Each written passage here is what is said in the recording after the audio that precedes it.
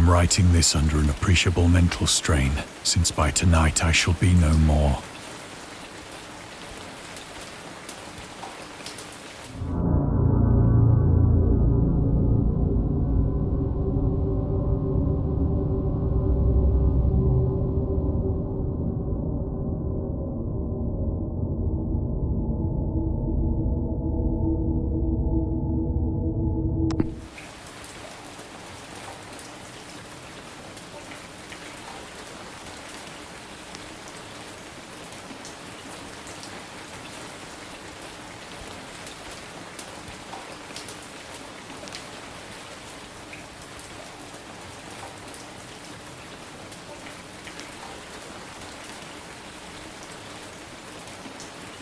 Penniless, and at the end of my supply of the drug which alone makes life endurable, I can bear the torture no longer, and shall cast myself from this garret window into the squalid street below. Do not think from my slavery to morphine that I am a weakling or a degenerate.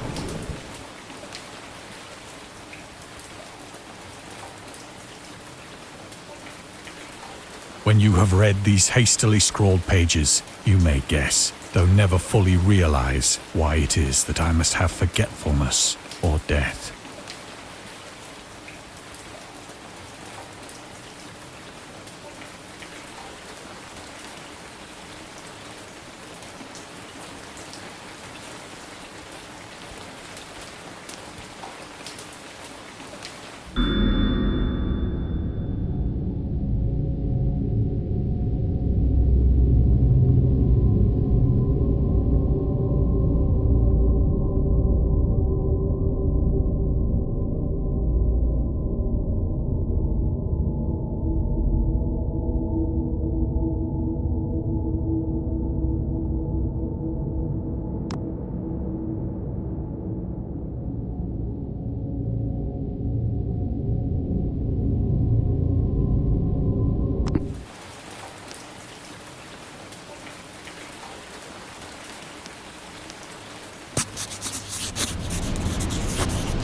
It was in one of the most open and least frequented parts of the broad Pacific that the packet of which I was supercargo fell a victim to the German sea raider.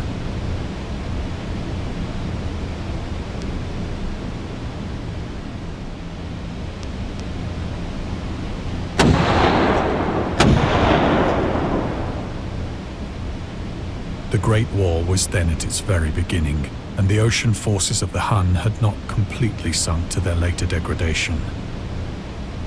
So that our vessel was made a legitimate prize, whilst we of her crew were treated with all the fairness and consideration due us as naval prisoners.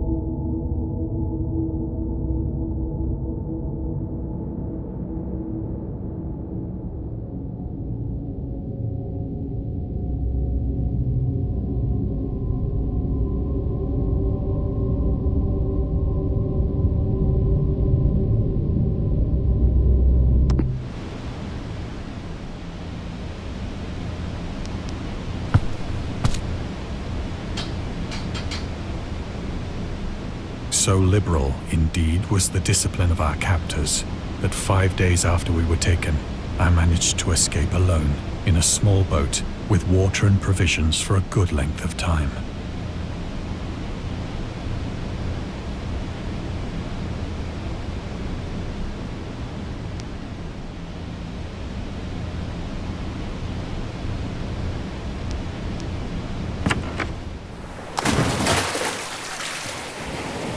When I finally found myself adrift and free, I had but little idea of my surroundings.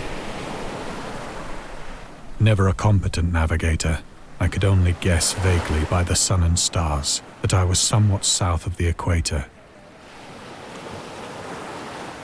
Of the longitude, I knew nothing, and no island or coastline was in sight.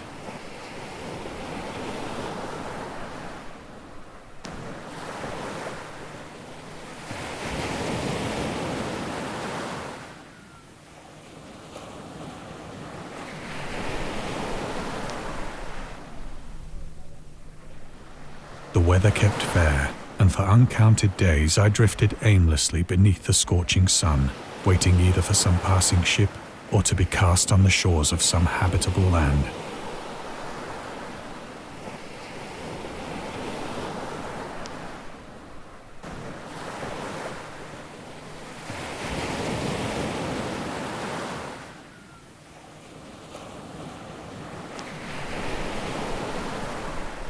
But neither ship nor land appeared, and I began to despair in my solitude upon the heaving vastness of unbroken blue.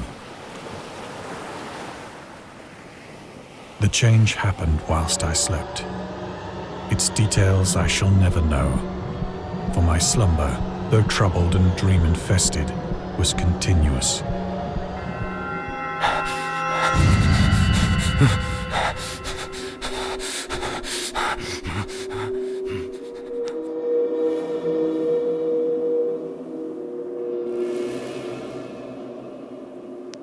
When at last I awoke, it was to discover myself half sucked into a slimy expanse of hellish black mire, which extended about me in monotonous undulations as far as I could see, and in which my boat lay grounded some distance away. Though one might well imagine that my first sensation would be of wonder at so prodigious and unexpected a transformation of scenery, I was in reality more horrified than astonished. For there was in the air and in the rotting soil a sinister quality which chilled me to the very core. The region was putrid with the carcasses of decaying fish and of other less describable things which I saw protruding from the nasty mud of the unending plain. Perhaps I should not hope to convey in mere words the unutterable hideousness that can dwell in absolute silence and barren immensity. There was nothing within hearing and nothing in sight save a vast reach of black slime, yet the very completeness of the stillness and the homogeneity of the landscape oppressed me with a nauseating fear. The sun was blazing down from a sky which seemed to me almost black in its cloudless cruelty, as though reflecting the inky marsh beneath my feet.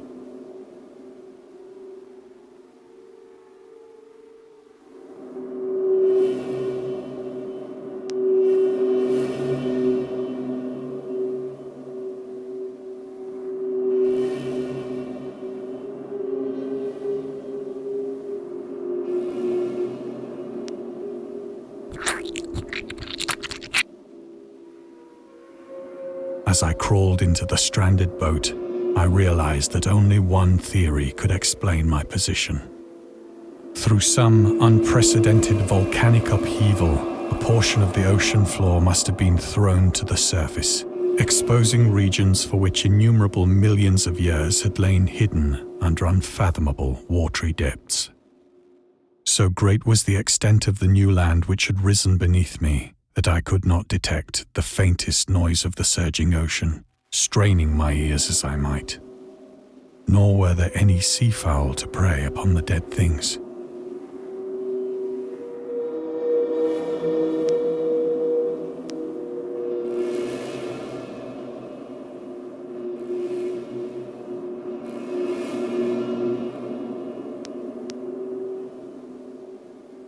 For several hours I sat thinking or brooding in the boat, which lay upon its side and afforded a slight shade as the sun moved across the heavens.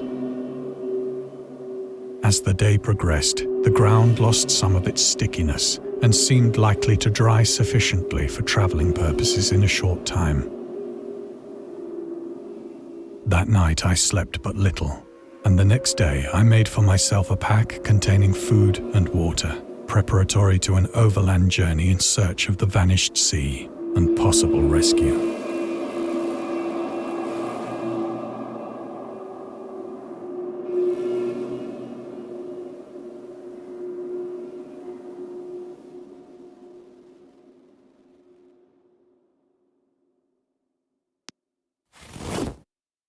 On the third morning, I found the soil dry enough to walk upon with ease. The odor of the fish was maddening, but I was too much concerned with graver things to mind so slight an evil, and set out boldly for an unknown goal.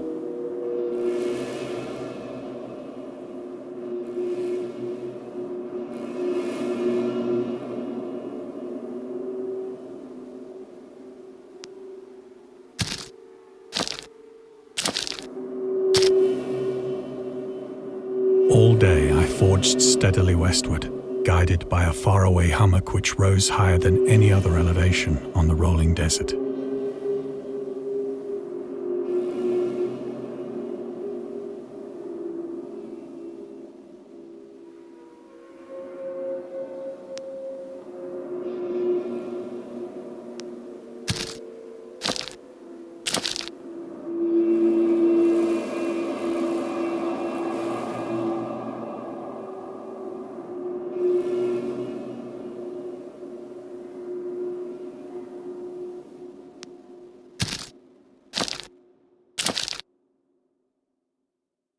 That night, I encamped, and on the following day still travelled toward the hummock, though that object seemed scarcely nearer than when I had first espied it.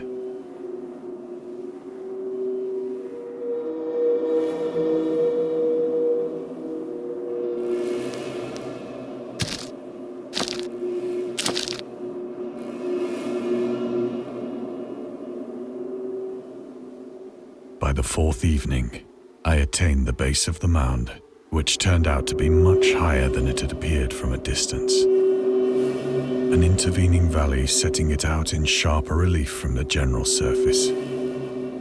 Too weary to ascend, I slept in the shadow of the hill. I know not why my dreams were so wild that night, but ere the waning and fantastically gibbous moon had risen far above the eastern plain, I was awake in a cold perspiration, determined to sleep no more.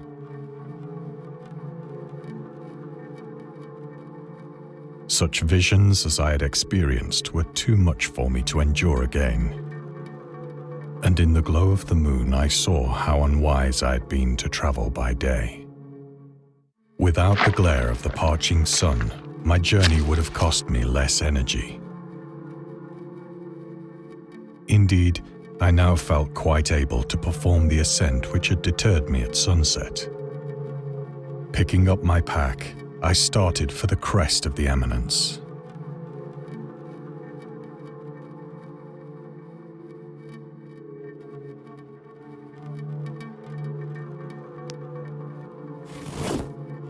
I have said that the unbroken monotony of the rolling plain was a source of vague horror to me.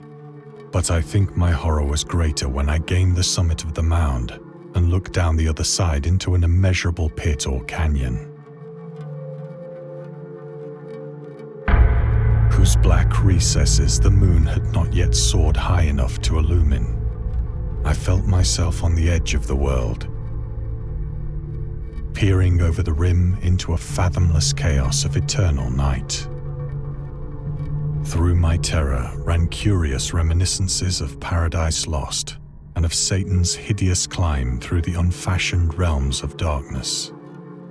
As the moon climbed higher in the sky, I began to see that the slopes of the valley were not quite so perpendicular as I had imagined.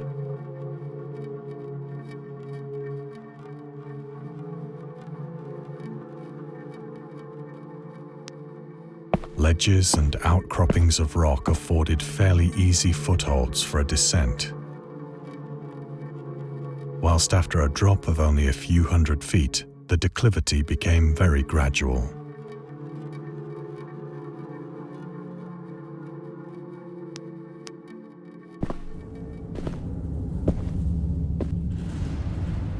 Urged on by an impulse which I cannot definitely analyze, I scrambled with difficulty down the rocks and stood on the gentler slope beneath, gazing into the Stygian deeps where no light had yet penetrated. All at once, my attention was captured by a vast and singular object on the opposite slope, which rose steeply about 100 yards ahead of me. an object that gleamed whitely in the newly bestowed rays of the ascending moon.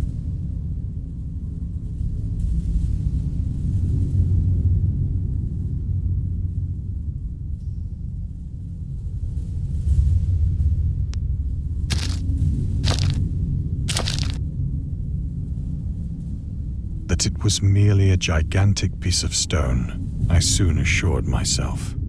But I was conscious of a distinct impression that its contour and position were not altogether the work of nature. A closer scrutiny filled me with sensations I cannot express.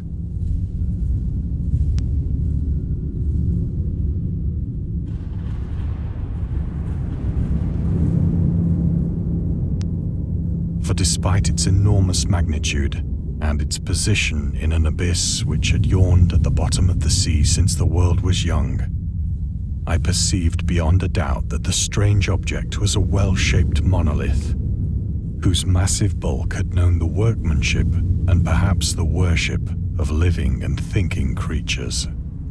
Dazed and frightened, yet not without a certain thrill of the scientist's or archaeologist's delight, I examined my surroundings more closely.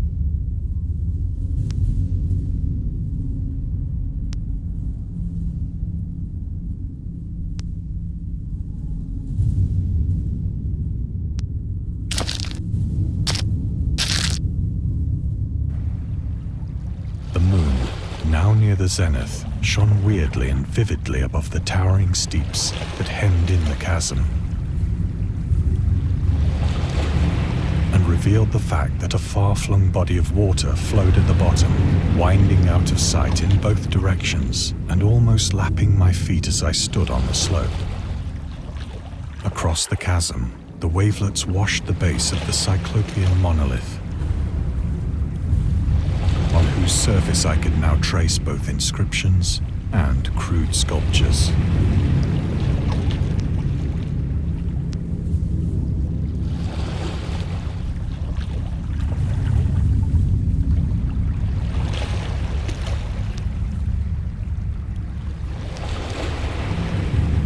The writing was in a system of hieroglyphics unknown to me and unlike anything I'd ever seen in books, consisting for the most part of conventionalized aquatic symbols such as fishes, eels, octopi, crustaceans, mollusks, whales, and the like. Several characters obviously represented marine things which are unknown to the modern world, but whose decomposing forms I had observed on the ocean-risen plain.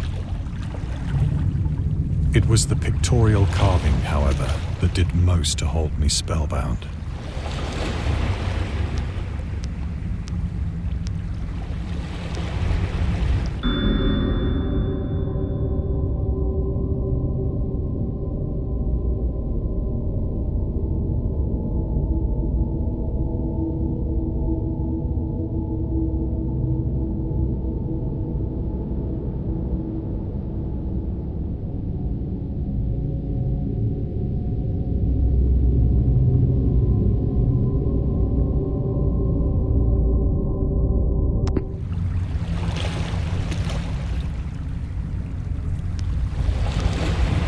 Plainly visible across the intervening water on account of their enormous size were an array of bas-reliefs whose subjects would have excited the envy of a Doré. I think that these things were supposed to depict men, at least a certain sort of men, though the creatures were shown disporting like fishes in the waters of some marine grotto, or paying homage at some monolithic shrine which appeared to be under the waves as well. Of their faces and forms I dare not speak in detail, for the mere remembrance makes me grow faint, grotesque beyond the imagination of a Poe or a Bulwer. They were damnably human in general outline, despite webbed hands and feet, shockingly wide and flabby lips, glassy, bulging eyes, and other features less pleasant to recall. Curiously enough, they seemed to have been chiseled badly out of proportion with their scenic background, for one of the creatures was shown in the act of killing a whale represented as but little larger than himself. I remarked, as I say, their grotesqueness and strange size, but in a moment decided that they were merely the imaginary gods of some primitive fishing or seafaring tribe. Some tribe whose last descendant had perished eras before the first ancestor of the Piltdown or Neanderthal man was born.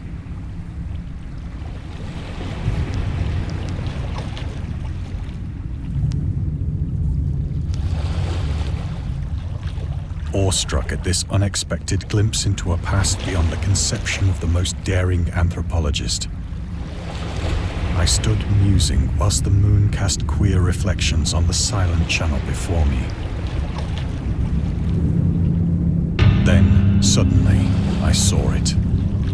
With only a slight churning to mark its rise to the surface, the thing slid into view above the dark waters.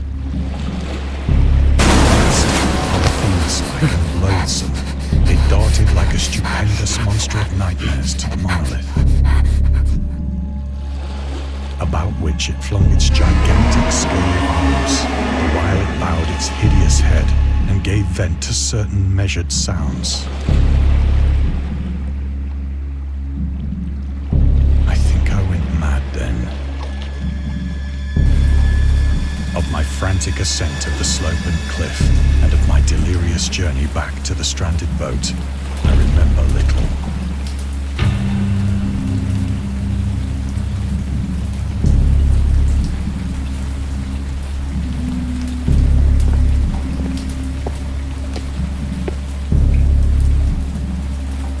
I believe I sang a great deal and laughed oddly when I was unable to sing.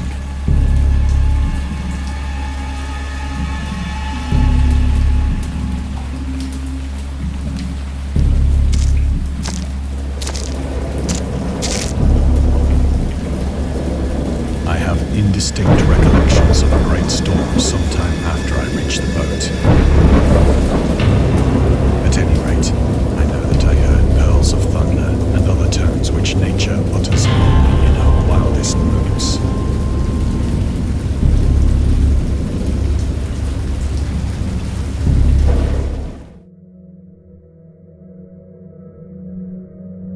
When I came out of the shadows, I was in a San Francisco hospital, brought thither by the captain of the American ship which had picked up my boat in mid-ocean. In my delirium, I had said much, but found that my words had been given scant attention. Of any land upheaval in the Pacific, my rescuers knew nothing. Nor did I deem it necessary to insist upon a thing which I knew they could not believe.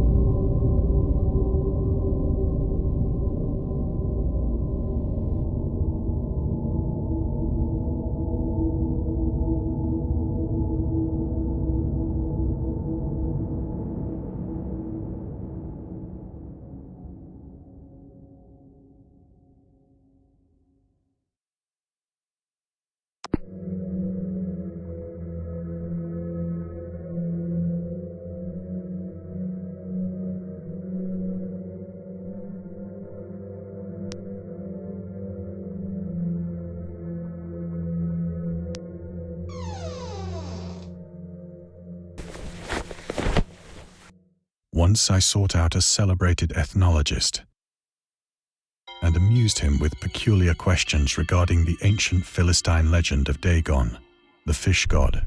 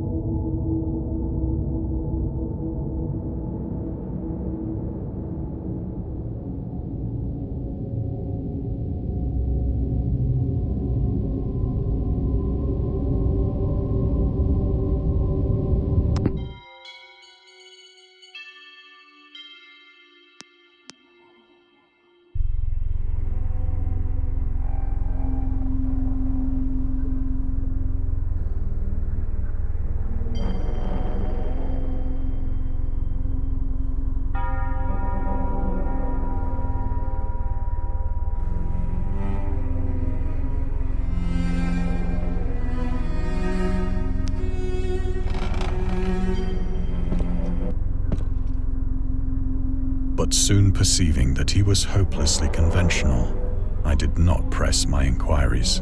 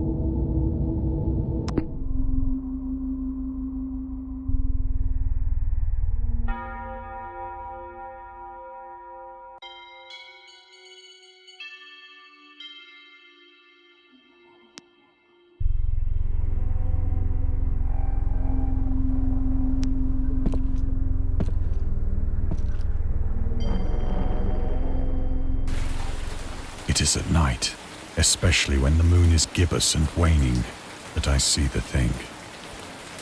I tried morphine, but the drug has given only transient surcease and has drawn me into its clutches as a hopeless slave. So now I am to end it all, having written a full account for the information or the contemptuous amusement of my fellow men.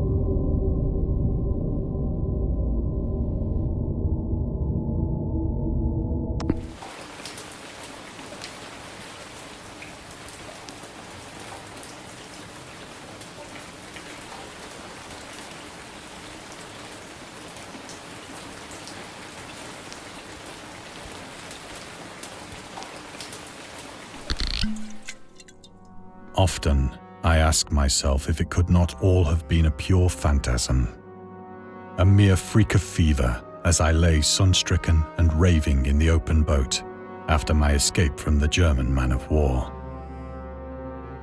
This I ask myself, but ever does there come before me a hideously vivid vision in reply. I cannot think of the deep sea without shuddering at the nameless things that may at this very moment be crawling and floundering on its slimy bed,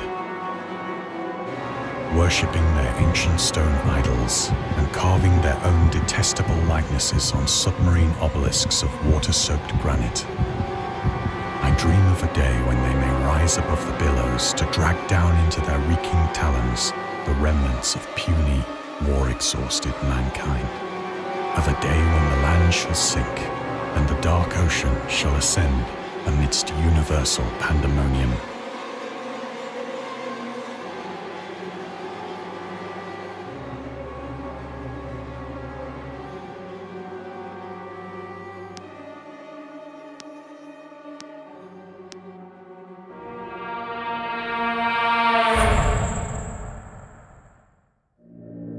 The end is near.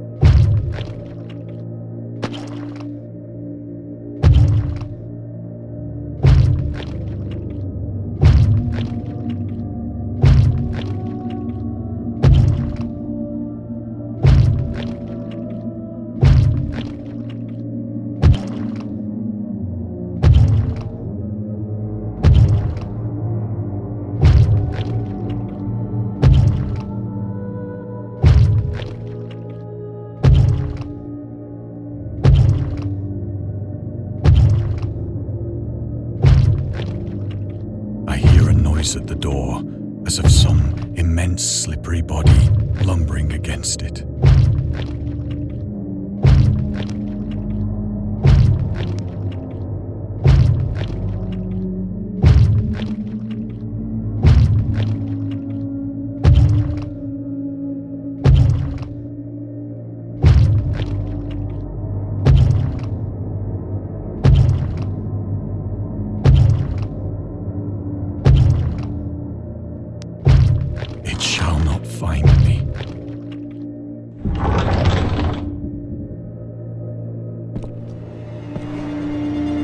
God, that hand!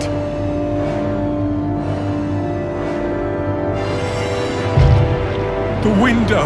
The window!